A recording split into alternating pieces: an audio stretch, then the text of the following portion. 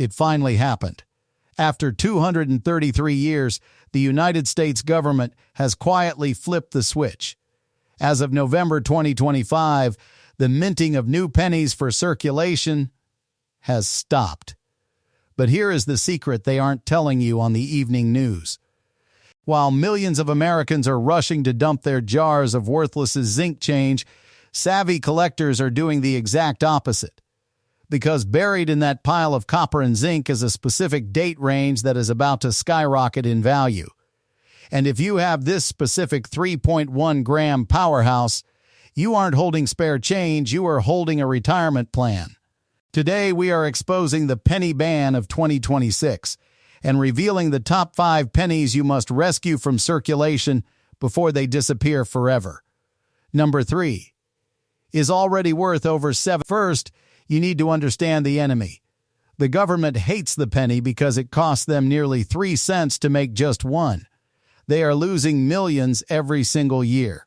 That is why they switched the metal in 1982. If you hold a penny from before 1982, do not spend it. These older coins are 95% pure copper. Right now, the melt value is already triple the face value. It is technically illegal to melt them down today, but when the ban becomes official, history tells us that ban might be lifted. Hoarders are stacking 50-gallon drums of these copper pen. This brings us to the year everything changed, 1982. This is the most confusing year in Lincoln cent history, but if you master this, you can make thousands. In 1982, the mint struck pennies in both heavy copper and light zinc. They also used large dates and small dates. That creates 8 different varieties.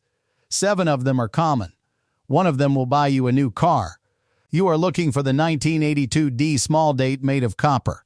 This shouldn't exist. The Denver Mint was supposed to only strike the small dates on the new, cheap zinc planchets. But a few heavy copper blanks slipped into the machine. To find this, you need a scale. If you see a 1982 penny with a D mint mark, weigh it. If it weighs 2.5 grams, throw it back. It is trash. But if that scale hits 3.1 grams and it has the delicate small date logo, stop breathing. You just found a coin that sold at auction for over $10,000. And the craziest part? People find these in gas station change dishes because they look like regular, dirty pennies. But maybe you don't have old jars. Maybe you only have new, shiny change from the grocery store. The government messed up in the 90s too. You need to look at the back of every 1992 Lincoln cent. This is the close am variety. Look at the word America. On a normal 1992 penny, there is a clear gap between the A and the M. You can drive a truck through it. But on the rare error, the A and the M are practically kissing. They are touching at the bottom. This is called the close am variety. If you find this on a 1992 penny from Philadelphia or Denver, do not clean it. Even in terrible brown condition, this coin sells for $2,000 to $3,000 routinely. In high grades, it is worth more than a down payment on a house. Now for the Holy Grail. The coin that the Secret Service actually confiscated when it was first discovered because they thought it was counterfeit.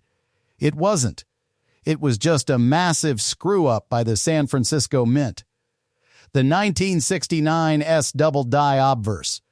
You do not need a microscope for this one. If you have a 1969 penny with an S mint mark, look at the date and the word Liberty.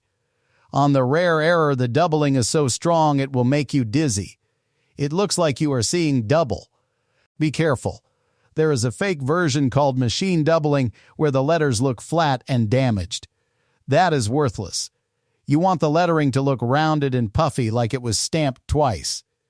If you find this coin, you are looking at a $30,000 to $100,000 payday depending on the condition. One woman found this in a roll of pennies she bought from the bank for 50 cents. The penny ban is coming. The government wants to erase these copper treasures from history to melt them down for profit. Do not let them. Go to your garage, find that old jar you have been ignoring for 20 years, and start looking. If you find the 1982 small date copper or the 1969S, your life changes today. Which one of these errors are you hunting for first? Let us know in the comments and make sure you subscribe so you don't miss our alert when the nickel ban starts next. Keep hunting.